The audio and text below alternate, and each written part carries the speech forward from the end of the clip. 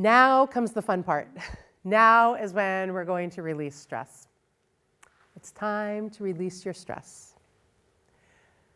As promised, I will be teaching you breathing techniques. So let's go ahead and start with calm breathing. Calm breathing is one of my favorite tools and techniques. I learned calm breathing when I was pregnant with my first daughter, and I was taking hypnobirthing childbirth education classes to prepare myself for the birth. And full disclosure, eventually I loved the techniques so much. Hypnobirthing is basically a set of tools and techniques and a philosophy of birth that help you get so relaxed and so calm that you can have a gentle, easy childbirth. They don't promise pain-free birth, but I will report that I had 3 pain-free births using hypnobirthing. And I loved it so much that I eventually became certified to teach hypnobirthing. And I was an educator for Hypnobirthing International for years, and eventually became a faculty member and trained new educators. Fortunately, the founder of Hypnobirthing, Marie Mongan, she has now since passed on, but before she died, she gave me permission, and Hypnobirthing International has reiterated that permission for me to continue teaching calm breathing. It is such a fantastic tool and technique, and it works with our nervous systems and our brains to help bring us into a state of calm. The nervous system is divided into the sympathetic part of the nervous system, which is the fight or flight when we're anxious. And then we have catecholamines, which are constrictor hormones like adrenaline, that are released to help us either fight or take flight. The other part of the involuntary part of the nervous system is the parasympathetic part of the nervous system, which is our relaxation response. And when we're calm and relaxed like that, we get endorphins released, which are the feel-good runner's high hormones that help us feel more and more calm. So calm breathing helps keep us in that parasympathetic, endorphin-producing, runner's high hormone, feel-good, relaxation, calm place. And we do that in a couple of different ways. We always breathe in and out through our noses. And why do we do that? We do that because nobody has ever been mugged and breathed like this. Right? Nobody breathes like that. When people are scared, they go into rapid, shallow chest breathing. And they're breathing through their mouths. So just by breathing in and out through our noses, we're telling our bodies, hey, everything must be okay.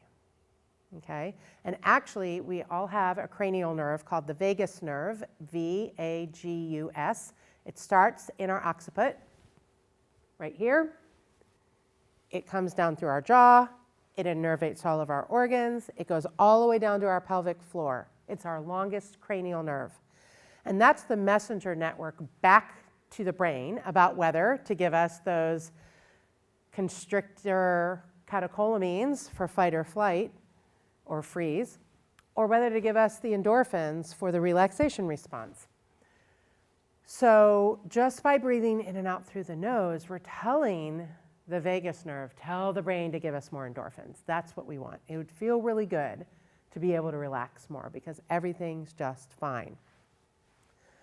Likewise, we want to relax our jaws because if the jaw is tight, for clenching our jaw, the vagus nerve says, I don't know if there's real danger or just perceived danger, but there's something going on because otherwise we wouldn't have this tension. If the vagus nerve senses tension, the vagus nerve says maybe, just maybe, there is something dangerous in the environment. So breathing in and out through our noses. It's also a doubly long exhalation. Why? The reason for that is because, first of all, very few of us ever fully inhale. When we breathe in, we should fill our lungs all the way up to our shoulder blades and our back. And very few of us regularly do that. Even people who say, I do very wonderful, great deep breathing, will tend to have a deep breath in, and then on the exhalation, they kind of collapse. They let it all out at once and they collapse. So this breath causes us to take a very full, deep inhalation to the count of 4, and then a very measured 8-count exhalation. We're breathing out twice as long as we're breathing in. And by doing so, it causes us to then reach for a fuller, deeper breath on the next inhalation, and it naturally slows our respiration. And it continues telling the vagus nerve to tell the brain, give us more endorphins. Everything is just peachy keen. We feel good. So I will show you, in fact, I think I will take off my jacket to show you. I will show you and demonstrate for you, and then we'll all do it together. When I demonstrate this, I usually put my hands, one on my abdomen and one on my belly. So you can see the bottom hand rise first and then the top hand rise on my belly. Because this is a diaphragmatic breath, what we're going to do is we're going to fill our abdomens, then our torsos, then our chests. And because we're three-dimensional human beings, I like to think about expanding in all directions three-dimensionally as I'm doing this breath. So I like to imagine filling my abdomen, hips, and sacrum, then my torso, mid, back, and sides, then my chest and upper back, all the way up to the shoulder blades in the back. That's the 4-count inhalation. On the 8-count exhalation, the air will really be escaping out of our nostrils and our slightly parted lips, but we're going to imagine the exhalation going down the back of the soft throat, chest, torso, and abdomen. And if you want, you can go all the way down to your feet. With birthing, we wanted to get the relaxation all the way down to where the baby was. So that's how this was designed. So there is no way for me to both do deep breathing and count out loud at the same time. It's not physiologically possible. So I will show you with my hand what's going on with my breathing, okay? So breathing into the count of 4.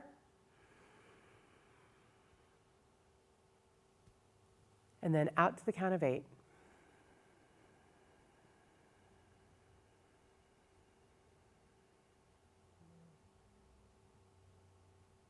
Into the count of 4.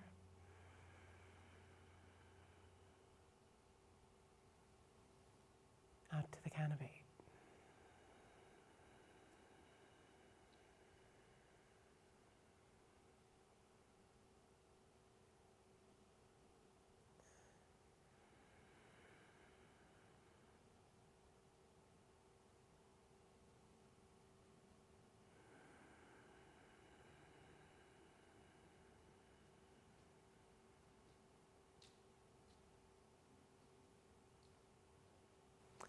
Now, hopefully you noticed how each breath got longer and longer, that they slowed, that the respiration slowed with each breath.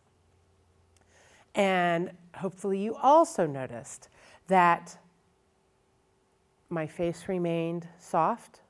I didn't have, sometimes when I see people doing this for the first time, I'll see them, the face shows that they're actually tensing up a little when they're breathing. You want it to just be, you're breathing and expanding and then contracting on the exhalation.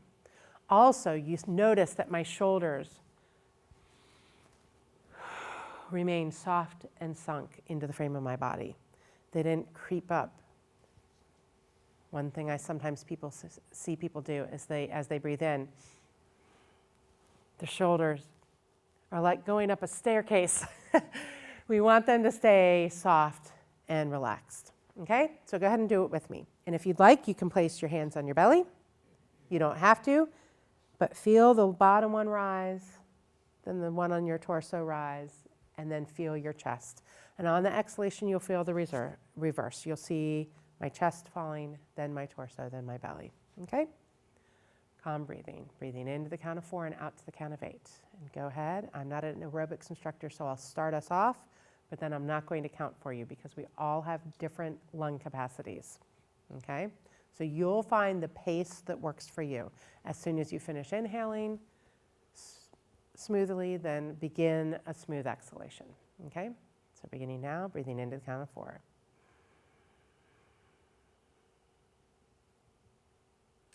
And breathing out to the count of 8.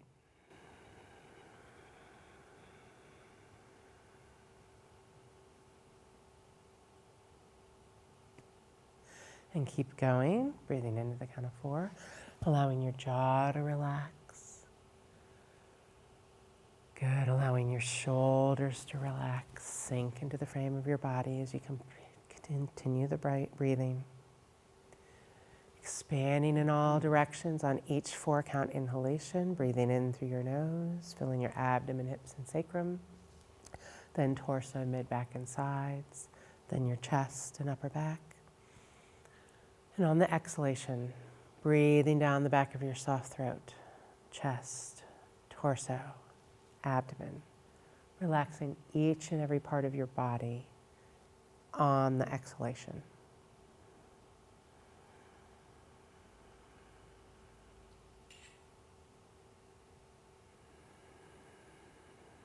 Breathing in and out through your nose, and feeling with each inhalation, breathing in relaxation and peace. With each and every exhalation, breathing out any old stress or tension that no longer serves you. Good. All right, and that does feel good, doesn't it? You can even feel the shift, not only in your own body, but you feel the shift in the room as we're all doing this together. That is one of my favorite tools and techniques. The next one I want to teach you is called, I named it, Breathing Out to the Universe. It's my tool and technique that was guided to me on this healing journey of mine. I was meditating one night, and I actually said to whatever you consider your higher power, whether it's your higher self, the universe, God, whatever you call that higher connection, that voice you hear, doesn't matter what you call it, we all know it. I said, I can't take this anymore. I can't live this way anymore with these migraines, with this ulcerative colitis. I can't do it. I need help. What can I do? And my guidance was, make your emotions bigger and stronger. And I thought, wait, what? There was a lot of resistance to that. I kind of fought back. I am not doing that. I am not going there. In fact, I want to make them smaller and more distant and get rid of them. There was a lot of battling that I had and a lot of resistance. And the interesting thing is that migraines often represent resistance. So I finally said, all right, I need more instructions. This doesn't sound like a good, healthy thing for me to do, making my emotions bigger and stronger. The stress and anxiety, the challenging emotions that I'm feeling. So give me more instructions. Give me some details. Tell me what I'm supposed to do. And what was guided to me, I now call breathing out to the universe. It benefits more than any of the other tools and techniques that I'm going to teach you from repeated practice. Because what you're doing is you're training your mind and body to release these stuck emotions that are really deep down, and it's allowing yourself to feel them kinesthetically. As you feel them and have the bravery and courage to allow yourself to feel them, that is when they're releasing out of your field. So here's how it was guided to me. I'm a musician, so I tend to think in beats. And there are often 4 beats in a bar, or 8 beats in a phrase of music. And so this is a balanced breath. Unlike calm breathing, which is a doubly long exhalation, this one is a balanced breath, meaning the inhalation and the exhalation are of equal length. So we're going to breathe into the count of 8 and out to the count of 8. But let me explain, there is a lot going on with this breath. On the in count of 1, the beat 1 of the inhalation, we're going to fill our bodies with, in this case, stress and anxiety. Let yourself feel it. Okay? On the second count, the second beat, we're going to fill the room we're in with stress and anxiety. We're going to imagine it filling this whole space. The third count, we're going to fill this whole structure. The fourth count, we're going to fill the whole state. The fifth count, the whole country. The sixth, the whole earth. The seventh, the whole universe. We're going to imagine it big, big, big and strong. And what happens is that at this point, the energy is vibrating very shallowly and rapidly. It's almost like an overinflated balloon that just wants to pop. So on the 8th beat, the 8th count of the inhalation, we're going to pop it. We're going to let it go. And we're going to visualize it, imagine it, trust that it's transforming and transmuting from stress and anxiety into the universal substance of love, into peace and calm and relaxation. And then on the 8 count exhalation, we're going to imagine that universal substance of love raining back down on us, filling us back in. Nature abhors a vacuum, so let's fill in with the good stuff. Okay? Also, why this is going on, I like to say in my mind, although sometimes I'll even say it out loud before I start, I set my intention. With this breath, I hereby release all of my stress and anxiety. Breathe, pop on behalf of myself and all of humanity. Now, I had resistance to that too. I was guided to say that. And I thought, why do I have to do this work on behalf of all of humanity? It feels hard enough in my own body. Why do I have to do it for everybody else? And the guidance I received back was, when you do your own work, it makes it that much easier for others to do their work.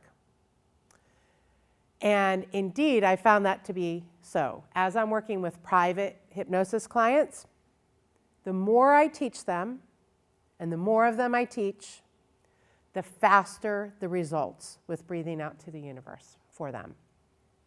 When I first started doing this, it took me a good 3 to 4 months to really feel a kinesthetic release. I would do the breathing and I would feel better. I'd go, okay, that feels better. After 3 or 4 months though, I would actually physically feel an unwinding, as if that stress and release was a tornado unwinding itself and releasing, leaving my energy space, leaving my personal field. And I thought, whoa, that is interesting. It actually sometimes even sounded like my stomach growling, but it felt different because it felt like this spinning release. I started teaching this to clients, and they are now reporting that they can feel that after a month or 3 weeks, or even sooner, depending on how regularly they're practicing it. Okay? So what we're going to do is we're going to think about something in your life that causes stress and anxiety for you. Okay? Bring it to mind.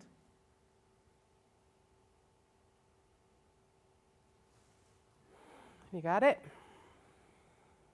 All right.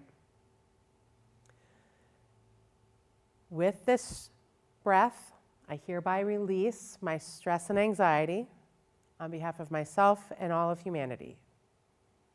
And then I breathe, I fill my body, room, house or structure, state, country, earth, universe, big, big, big. And then I pop it. Visualizing, trusting that it's returning to the universal substance of love, and on the 8 count exhalation,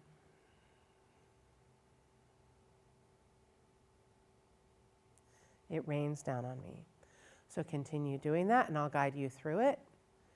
Breathing in, filling the body, room, house, state, country, earth, universe, and pop it when you're ready. And then it returns to the universal substance of love and rains back down on you as you breathe out to the count of 8.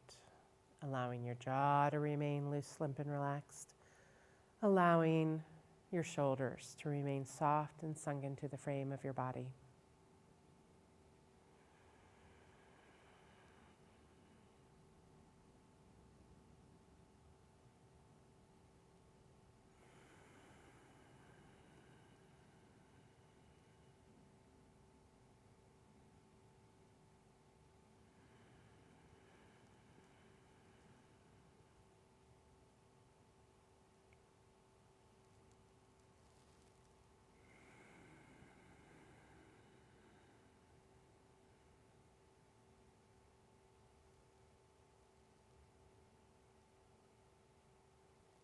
Good. How does that feel? Good? Yeah. And you can use this with any challenging emotion. I use it with stress and anxiety. I use it with grief. I use it with anger. I love using it with anger. Making it my anger big and strong, and then really with energy, popping it and letting it go. Anger is a great emotion, actually. It's one of my favorites because if we use it properly, it tells us what we're not willing to tolerate in our lives anymore, what we're not willing to put up with. And it gives us that inner fire to make a change. It is fantastic. The reason most people fear anger is because they fear it being projected on them and splatted on them, and that feels terrible. When we work with it properly, anger is fantastic. So I've used this for all sorts of things, and you just fill in the blank with, I hereby release my anger on behalf of myself and all of humanity. Sometimes I'd breathe in, and then on the exhalation, I'd breathe it out. It's okay. With grief, I would breathe it out to the universe and then pop it, and then the exhalation, I would often feel tears come. That's okay. Tears, esoterically speaking, energetically speaking, are just water and salt. Water representing emotion, salt representing earth. It's just stuck emotions returning to earth.